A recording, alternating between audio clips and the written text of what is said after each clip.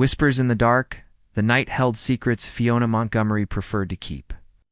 She moved silently through the municipal gardens, her boots crunching softly on the gravel path. At 2 a.m., this was her sanctuary, the only time she felt safe enough. To visit the memorial bench, nestled among the winter-dormant rose bushes. 3 years had passed since the accident. 3 years since she'd changed her name, dyed her auburn hair to midnight black, and moved to this rain-soaked corner of Scotland, where no one knew her story, where no one looked at her with those eyes, the ones that said, "You should have saved them, you're trespassing." A deep voice cut through the darkness, sending ice through her veins. Fiona spun around, pepper spray already in hand. The beam of a flashlight caught her face, momentarily blinding her before dropping away. The gardens close at sunset. The man stepped forward, his security uniform nearly blending with the shadows. His face remained partially hidden, but she could make out the sharp angle of his jaw and a scar that traced from his left temple down toward his neck. "I know," she replied, not lowering the pepper spray.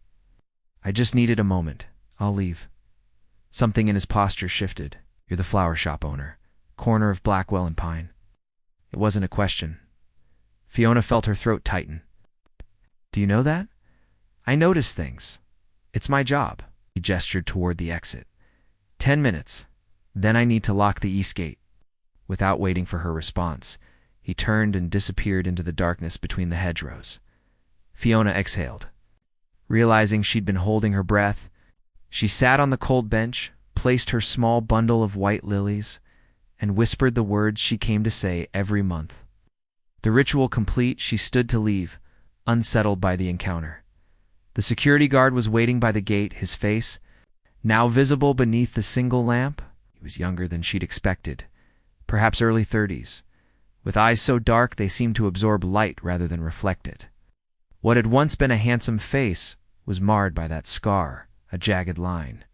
That told its own violent story. "Thank you," she murmured as she passed. "Nikolai," he said abruptly. "My name is Nikolai Voska." The name carried the weight of Eastern Europe, matching the faint accent she'd detected. Fiona hesitated, something about his direct gaze making her feel exposed. "Fiona," she offered, giving only her new name. "The flowers," he said, nodding toward the gardens. "They are for someone important?" Another statement, not a question. Fiona's defenses rose again. "We all have our ghosts, don't we, Mr. Voska?" A flicker of something, recognition perhaps, crossed his face, some more than others. Ms. Montgomery. The use of her surname startled her. Few people in town knew it. She operated her shop simply as Fiona's Flowers. "Good night," she said firmly, stepping through the gate, as Nikolai locked it behind her. Their eyes met once more through the iron bars, for a split. Second, Fiona felt a strange recognition, not of his face, but of the haunted emptiness behind his eyes. It was the same emptiness she saw every morning in her mirror. "Till next month," he said quietly. Fiona walked away quickly, the mist swallowing her form.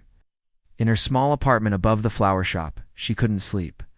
She stared at the ceiling, wondering how Nikolai knew about her monthly visits, how he knew her name. More disturbing was how easily he'd recognize what she was, a person carrying a burden too, heavy to share. Morning came with the gentle ring of her shop's bell as she opened for business. Through the window, she spotted a single black-red rose on her doorstep. No note, no explanation. Just the darkest flower in nature's palette, beauty emerged from shadow.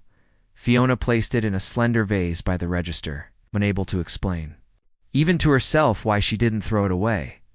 Some gifts, after all, need no explanation between the wounded. Thorns and roses. The rain had not stopped for 3 days.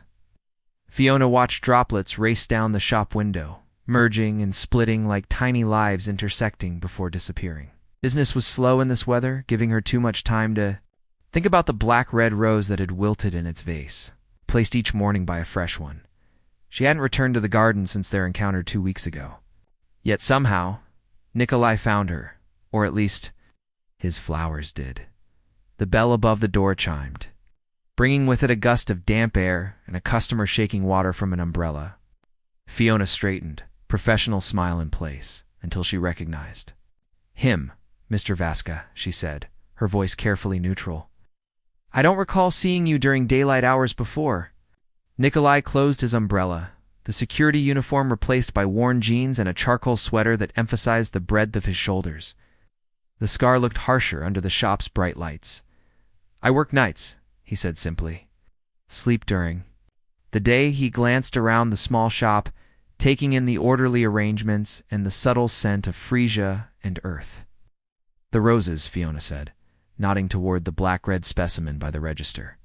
They're from you, Black Baccara. Difficult to source in this region. He approached the counter, but maintained a careful distance. They remind me of something. Someone once told me. And what was that? Fiona found herself asking, despite her better judgment, that beauty doesn't always wear bright colors. His eyes met hers. Sometimes the darkest things are the most resilient. Fiona felt something stir inside her, discomfort, recognition, or perhaps both. She busied herself with a nearby arrangement. What brings you to my shop, Mr. Vasca? Besides cryptic metaphors, the faintest hint of a smile touched his lips. I need flowers for a grave. The bluntness of his statement made her pause. Most customers employed euphemisms, remembrance arrangements, or memorial bouquets. Nikolai's directness was refreshingly honest, if unsettling. I can help with that, she said quietly. Any particular flowers in mind? White lilies? Like the ones you bring to the garden bench, Fiona's hand stilled among the stems. You've been watching me. As I said, I notice things. He didn't apologize or look away. The gardens are under my protection at night. I know everyone who visits after hours. Most are up to no good, vandals, teenagers, people looking for trouble. And what category do I fall into? She asked, an edge to her voice. The mourners, Nikolai replied, his tone softer. The ones who carry ghosts. Fiona turned away, uncomfortable with how easily he seemed to read her. She gathered a selection of white lilies, adding sprigs of rosemary for remembrance. May I ask who they're for? She inquired, wrapping the stems in brown paper. My mother. Anniversary of her death is tomorrow. He hesitated. She died in a fire. I couldn't reach her. In time, the confession hung in the air between them. Fiona recognized it for what it was, not just information, but an offering, a small piece of his darkness shared. I'm sorry, she said, meaning it. She handed him the bouquet, their fingers brushing momentarily. No charge. I don't want charity, he said, his accent thickening with emotion. It's not understanding. Something passed between them then, an unspoken recognition. Nikolai nodded once and placed money on the counter anyway. The shop closes at 6, he said, heading toward the door. I start my shift at 8. There's a cafe on Briarwood Street that stays open late. They make decent coffee. The invitation was as awkward as it was unexpected. Fiona should say no. She had worked hard to maintain her isolation, to keep her past buried. 7 o'clock, she heard herself say. I need to check inventory first. Nikolai nodded again and left, the bell signaling his departure. Alone again, Fiona leaned against the counter, heart racing inexplicably. She hadn't shared a coffee with anyone in 3 years, hadn't wanted to. What was it about this scarred, intense man that made her consider breaking her own rules? Perhaps it was the recognition of a fellow survivor, or perhaps more dangerously, it was the possibility that someone might look at her scars, the invisible ones, and not turn away. That evening, she locked the shop. Fiona noticed a black sedan parked across the street, its windows tinted. It pulled away when she looked directly at it. An uneasy feeling settled in her stomach, reminding her why she had built her walls so high. Some ghosts, after all, weren't just memories. Some were flesh and blood, waiting for the perfect moment to return. Midnight confessions, the cafe on Briarwood Street was nearly empty, just as Nikolai had anticipated, tucked into a back corner booth, away from the windows. They sat in a silence that should have been uncomfortable, but somehow wasn't. Steam rose from their untouched coffees, curling like question marks in the dim light. You almost didn't come, Nikolai observed, his dark eyes catching the subtle tension in Fiona's shoulders. I saw a car watching the shop today. She traced the rim of her cup. Old habits die hard. I don't like being noticed. Black sedan? Government plates? When she looked up sharply, he shrugged. They follow me sometimes. Not government, just men who want to look official. Who are they? People from before. Nicola's scar seemed to deepen in the shadows. Before I became a man who watches. Gardens at night. Fiona studied him, seeing beyond the physical scar to the weight he carried. What were you before, Nikolai? The question hung between them. Outside, rain began again, drumming against the windows like impatient fingers. I was a problem solver for people who didn't want to get their hands dirty. His voice dropped lower. In my country, there are men with money and power who need certain obstacles removed. Understanding dawned on her face. You were an enforcer. More elegant term than I deserve. He took a sip of coffee. 5 years of my life disappeared into violence. I was good at it, too good, until I wasn't. The confession should have frightened her, sent her running. Instead, Fiona felt an odd relief.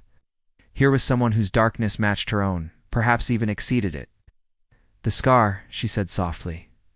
Was that when you weren't good anymore? Nikolai's fingers unconsciously traced the jagged line. A reminder that loyalty only goes one way in that world. My employer decided I knew too much. The man who did this was once my friend. How did you escape? I didn't, not really. His eyes met hers. I died that day officially. Nikolai Voska. Has no records, no passport, no past. The security company doesn't ask questions about night shift workers with cash and no references. The weight of his truth settled between them. Fiona realized he had given her something precious, the power to destroy his carefully constructed refuge with a single phone call. Your turn, he said quietly. Fair exchange. Fiona's hand trembled slightly as she reached for her coffee. I was a nurse. It's pediatric intensive care. The words felt rusty, unused. 7 years in a London hospital, engaged to a doctor named James. We were planning our wedding when it happened. The accident you visit the bench for. She nodded, swallowing hard. James and I were driving back from his parents' house. A truck lost control on the motorway. 3 cars involved. James died instantly. And the others? Nikolai asked gently. Family. Parents in critical condition. Their daughter. Fiona's voice broke. 8 years old. Same injuries I'd treated. Dozens of times. She was conscious when I pulled her from the wreckage. I told her she would be okay. The memory crashed over her. The child's frightened eyes. The metallic smell of blood. Sirens wailing in the distance. She died while I was trying to stop the bleeding. I knew what to do, had all the training, but without equipment. Fiona closed her eyes. The parents survived. They sued the hospital, claimed I was negligent, that I prioritized James. The case was dismissed, but the rumors spread. Colleagues looked at me differently. I couldn't save any of them, not James. Not that little girl. So Fiona Montgomery disappeared, Nikolai concluded. Eleanor James died that day too, she whispered, revealing her birth name for the first time in 3 years. The flowers are for both of them. James and the girl. Chloe was her name. Nikolai reached across the table, his scarred hand covering. Hers the touch was foreign, startling, and strangely anchoring. We carry the dead with us, he said softly. But sometimes I wonder if it's them we mourn, or the people we were before we lost them. The insight struck Fiona to her core. She had been mourning Eleanor as much as James, the woman who believed in her abilities, who trusted in happy endings. The sedan, she said suddenly. They're watching you. Why risk being seen with me? Nikolai's expression darkened. Because, after 3 years of shadows, I wanted one evening of feeling human again. He hesitated. I've ensured we weren't followed tonight, but Fiona Lona, you should know that my presence in your life brings risk. I'm already living in hiding, she replied with unexpected steadiness. Different names, different reasons. Their eyes, locked across the table, an understanding passing between them that transcended words. 2 people carrying unbearable burdens, recognizing the matching weight on each other's shoulders as they left the cafe. Walking close but not touching beneath the shared umbrella, neither spoke of the unspoken question between them. Was it? possible for two damaged souls to offer each other not healing, but acceptance. The black sedan was nowhere to be seen, but both knew it was only a temporary reprieve. His past couldn't be outrun forever. The night embraced them as they walked. Through empty streets, their shadows merging into one beneath the scattered streetlights. Blood and Blossoms, the black sedan appeared with increasing frequency over the next 2 weeks. Sometimes parked across from the flower shop, sometimes idling near the gardens where Nikolai worked. They never approached, just watched, a silent reminder that the past was patient. Fiona arranged white roses with trembling hands, glancing repeatedly at the shop window. The quiet intimacy she and Nikolai had built felt fragile now, threatened by the shadows creeping closer. The bell above the door chimed. Fiona turned, expecting Mrs. Henderson for her weekly arrangement, but found instead a man in an expensive suit, his smile not reaching his eyes. "Lovely shop," he said, accent thick and Eastern European. "You have created something beautiful here, Ms. Montgomery, or should I say Ms. James?" Ice flooded Fiona's veins. "We're closing early today," she managed, reaching beneath the counter. For her scissors, no need for that. The man raised his hands placatingly. "I am merely a messenger. My employer wishes to speak with Nikolai. An old debt requires settling." "I don't know anyone by that name," she lied. The man's smile widened. "Come now, we have observed your friendship. Quite touching, really. Two broken people finding comfort in shared darkness." He placed a business card on the counter. "We'll have him call this number within 48 hours. One job, one night, and his debt is cleared. He can continue his pathetic existence, guarding flowers, and if he doesn't..." The man glanced meaningfully around the shop. Gardens burn quite easily, as do the people who tend them. After he left, Fiona sank to the floor behind the counter, business card clutched in her hand. The careful life she had built was unraveling again, except this time, it wasn't just her own ghosts haunting her. When Nikolai arrived that evening, face grim and eyes alert, she knew he had already been warned. "You need to leave town," he said without preamble. "Tonight. I have money, contacts, who can help you start over. I've already done that once." Fiona replied, suddenly exhausted by the prospect of another disappearance, another identity. "I won't do it again. These men, they don't make empty threats." His voice was urgent, his hands gripping her shoulders. "What happened to me?" He gestured to his scar. "This was just a warning. They will hurt you to control me. What do they want?" Nikolai's expression darkened. "One last job. Official who's become problematic for certain interests. They need someone with my particular skills." "Can't," Fiona whispered. "You'd never escape again." "I know." His hand slid from her shoulders, leaving cold emptiness behind. "But your safety is non-negotiable. And what about yours?" She stepped closer, surprising herself with her fierceness. "But you've built a life. Here too, Nikolai. A quiet one, maybe. But it's yours." For a moment, he looked at her with such tenderness that Fiona felt her heart constrict. This man, dangerous and gentle in equal measure, had somehow become essential to her in mere weeks. "I never expected to live long anyway," he said softly. "Not after what I've done. And I never expected to live fully again," she countered. "Not after what I couldn't do. Yet here we are." Outside, rain began to fall, drumming against the shop windows like a heartbeat. Nikolai crossed to the window, scanning the street with practiced eyes. "There might be another way," he said finally. "But it's dangerous, and I would need your help." "I'm listening." "My former employers believe I still have something that belongs to them, evidence of their operations, enough to destroy them. That's why they've never stopped looking for me. Do you have this evidence?" Nikola's expression was unreadable. "Yes and no. I memorized account numbers, dates, names, enough to be dangerous. But I never kept physical records."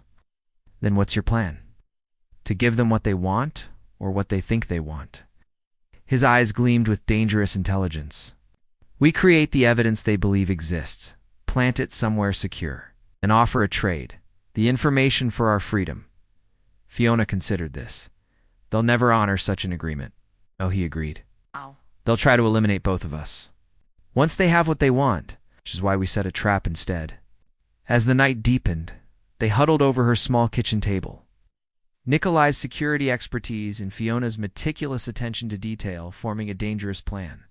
They would need precision, courage, and perfect timing. The police won't help, Fiona noted. Not with your background. Not local police, Nikolai agreed. But there are other authorities interested in these men. International agencies that would trade immunity for information. Dawn broke as they finalized their strategy. Fiona felt strangely calm, the familiar rush of emergency medicine returning, that clarity that came with having one chance to save a life. Except this time, the lives were their own. Nikolai paused at her door, exhaustion evident in the lines of his face. You can still walk away, he offered one last time. This isn't your fight. Fiona reached up, her fingers gently tracing the scar on his face. It became my fight the moment they threatened what's mine. The possessiveness in her voice surprised them both. Nikolai caught her hand, pressing it against his cheek. I have nothing to offer you but danger, he whispered. I'm not asking for promises, she replied. Just the chance to fight for something worth saving. As he left to prepare, Fiona returned to her shop, opening despite the sleepless night. Among her flowers, she found new resolve. I'd spent 3 years hiding from life, haunted by those she couldn't save. Perhaps redemption lay not in forgetting the past, but in finding the courage to create a future, even one stained with blood and thorns. Where shadows bloomed, abandoned warehouse smelled of rust and salt water. Its cavernous space illuminated only by moonlight filtering through broken windows. Fiona checked her watch 20 minutes until the meeting. Her heart pounded against her ribs as she placed the envelope exactly where Nikolai had instructed, making sure the edge protruded visibly from beneath the metal cabinet. I remember Nikolai's voice came through her earpiece. Once they enter, move to the secondary position. If anything goes wrong, I run, she finished. But nothing will go wrong. The confidence in her voice belied the trembling in her hands. 3 days of meticulous preparation had led to this moment. The falsified documents containing just enough truth to be convincing were planted. The anonymous tip to Interpol had been sent. Now they needed Kharkov and his men to take the bait. Fiona slipped behind a stack of crates, the weight of the recorder in her pocket a reminder of their one advantage. Kharkov's arrogance. Men like him couldn't resist explaining their brilliance, especially to those they believed were about to die. Headlights swept across the warehouse windows. Car doors slammed. They're early. Nikolai whispered through the earpiece. Stay hidden. Footsteps echoed on concrete. 3 men entered Kharkov in his immaculate suit, flanked by 2 bodyguards with visible bulges beneath their jackets. Fiona pressed herself deeper into the shadows, breath held. Vaska. Kharkov's voice boomed through the empty space. Always the dramatic one. Show yourself. Nikolai emerged from the opposite entrance, hands visible at his sides. Even from a distance, Fiona could see the tension in his shoulders, the predatory alertness in his stance. Kharkov, he acknowledged. You're looking well. Prison rumors must have been exaggerated. The older man smiled thinly. 3 years I've searched for you? My most talented protege? Hiding among flowers and statues? How poetic. I have what you want, Nikolai said, cutting to the point. All the evidence, all the accounts. After tonight we're finished. And the florist, where Kharkov raised an eyebrow. Your little Eleanor James, with her tragic past? Such an unlikely pair you make? Fiona's blood ran cold, hearing her real name from his lips. They had investigated her thoroughly, which meant they knew her weaknesses, her vulnerabilities. She's not part of this, Nikolai's voice hardened. Our agreement is simple. The evidence for your permanent absence from our lives. Kharkov circled slowly, like a predator savoring the hunt. You've become soft, Nikolai. There was a time when you would have slit my throat without hesitation. Perhaps I've changed. No one changes, Kharkov spat.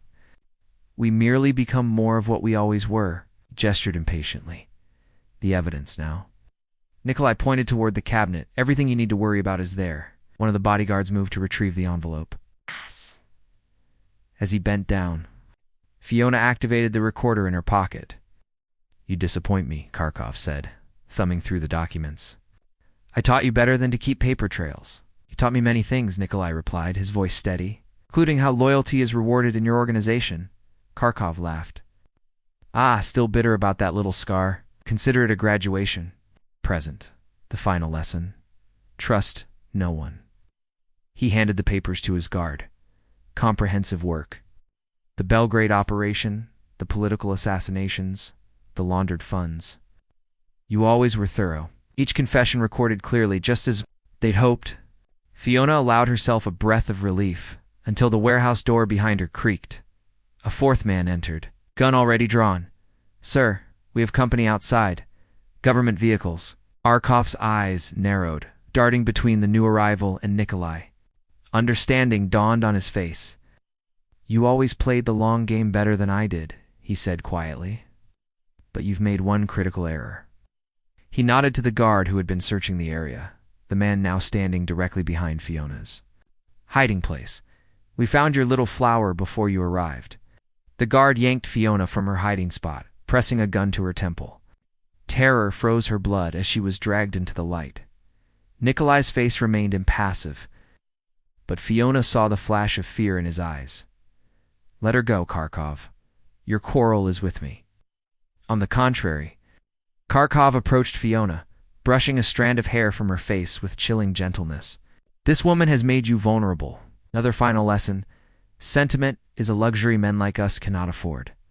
The authorities are already here, Fiona said, finding her voice despite the gun at her head. This place is surrounded. Then we have nothing to lose, Kharkov replied coldly. He turned to Nikolai. A choice, then. Your life or hers. Time seemed to slow. Fiona caught Nikolai's gaze, saw the calculation behind his eyes, and the decision.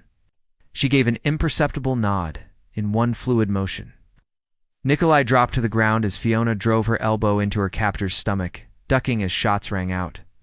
The warehouse erupted in chaos, shouting gunfire, the crash of breaking glass. Fiona scrambled behind a concrete pillar, heart thundering in her ears.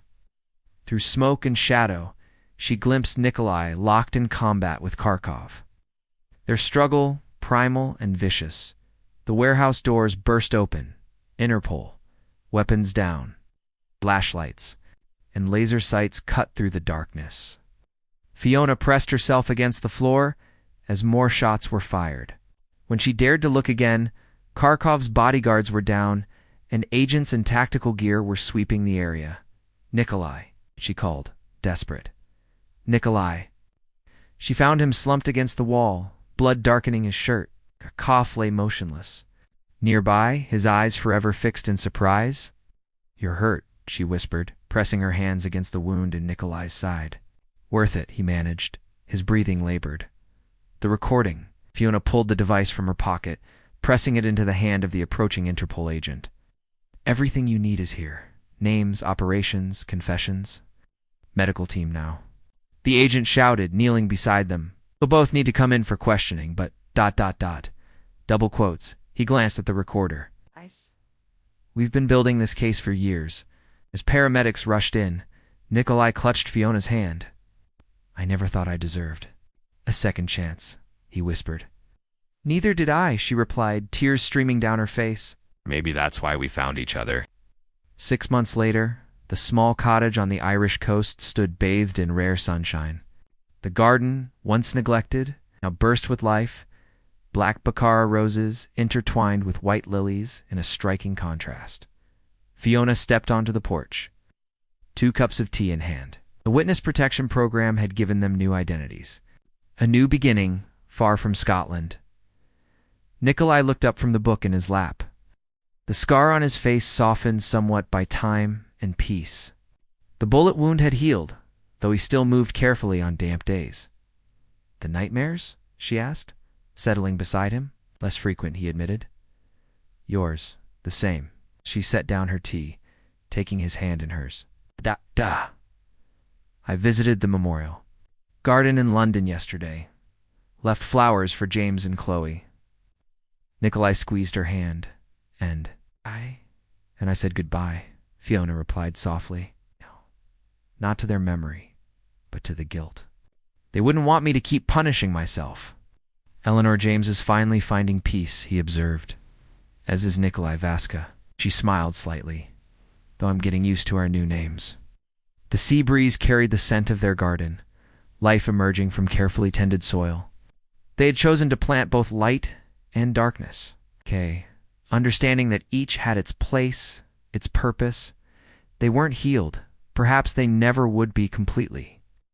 The shadows remained less as wounds now, and more as reminders of what they had survived. But in each other they had found something unexpected. Not redemption, but acceptance. Not forgiveness, but understanding.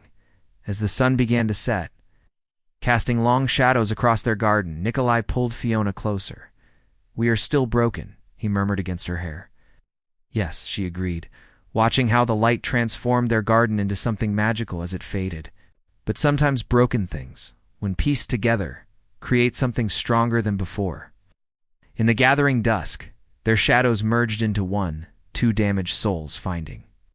At last, that darkness could nurture life just as surely as light. And, in that twilight space between what they had been and what they might become, they discovered that some flowers only bloom at night, fragrance sweetest when stars replace the sun. Sometimes it seems shadows need other shadows, not merely to survive, but to flourish. Whispers in the dark, the night held secrets Fiona Montgomery preferred to keep. She moved silently through the municipal gardens, her boots crunching softly on the gravel path. At 2 a.m., this was her sanctuary, the only time she felt safe enough to visit the memorial bench, nestled among the winter-dormant rose bushes. 3 years had passed since the accident. 3 years since she'd changed her name, dyed her auburn hair to midnight black, and moved to this rain-soaked corner of Scotland, where no one knew her story, where no one looked at her with those eyes, the ones that said, "You should have saved them, you're trespassing." A deep voice cut through the darkness, sending ice through her veins. Fiona spun around, pepper spray already in hand. The beam of a flashlight caught her face, momentarily blinding her before dropping away. The gardens close at sunset. The man stepped forward, his security uniform nearly blending with the shadows. His face remained partially hidden, but she could make out the sharp angle of his jaw and a scar that traced from his left temple down toward his neck. "I know," she replied, not lowering the pepper spray. "I just needed a moment. I'll leave." Something in his posture shifted. "You're the flower shop owner, corner of Blackwell and Pine." It wasn't a question. Fiona felt her throat tighten. "Do you know that? I notice things. It's my job." He gestured toward the exit. 10 minutes. Then I need to lock the east gate." Without waiting for her response, he turned and disappeared into the darkness between the hedgerows. Fiona exhaled. Realizing she'd been holding her breath, she sat on the cold bench, placed her small bundle of white lilies, and whispered the words she came to say every month. The ritual complete, she stood to leave, unsettled by the encounter. The security guard was waiting by the gate, his face, now visible beneath the single lamp. He was younger than she'd expected, perhaps early 30s, with eyes so dark they seemed to absorb light rather than reflect it. What had once been a handsome face was marred by that scar, a jagged line. That told its own violent story. "Thank you," she murmured as she passed. "Nikolai," he said abruptly. "My name is Nikolai Vaska." The name carried the weight of Eastern Europe, matching the faint accent she'd detected. Fiona hesitated, something about his direct gaze making her feel exposed. "Fiona," she offered, giving only her new name. "The flowers," he said, nodding toward the gardens. "They're for someone important?" Another statement, not a question. Fiona's defenses rose again. "We all have our ghosts, don't we, Mr. Vaska?" A flicker of something, recognition perhaps, crossed his face, some more than others. Ms. Montgomery. The use of her surname startled her. Few people in town knew it. She operated her shop simply as Fiona's Flowers. "Good night," she said firmly, stepping through the gate, as Nikolai locked it behind her. Their eyes met once more through the iron bars, for a split. Second, Fiona felt a strange recognition, not of his face, but of the haunted emptiness behind his eyes. It was the same emptiness she saw every morning in her mirror. Till next month, he said quietly. Fiona walked away quickly, the mist swallowing her form. In her small apartment above the flower shop, she couldn't sleep. She stared at the ceiling, wondering how Nikolai knew about her monthly visits, how he knew her name. More disturbing was how easily he'd recognized what she was, a person carrying a burden too, heavy to share. Morning came with the gentle ring of her shop's bell as she opened for business. Through the window, she spotted a single black-red rose on her doorstep. No note, no explanation. Just the darkest flower in nature's palette, beauty emerged from shadow. Fiona placed it in a slender vase by the register, unable to explain, even to herself, why she didn't throw it away. Some gifts, after all, need no explanation between the wounded.